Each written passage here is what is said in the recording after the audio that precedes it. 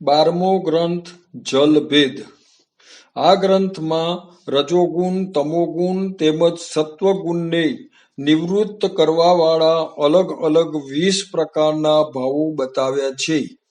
જલના જેટલા ભેદ શ્રુતિમાં પ્રતિપાદિત છે તેટલા ભેદ વક્તાઓના ભાવના પણ છે.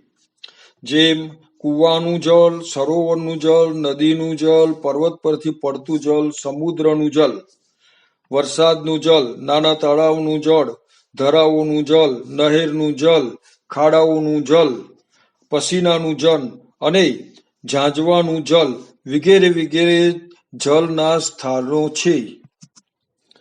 બધા જળ પીવાને લાયક હોતા નથી, તેમ વક્તાઓના તેટલા જ પ્રકાર છે. તે બધાની કથા સાંભળવા લાયક હોતી નથી.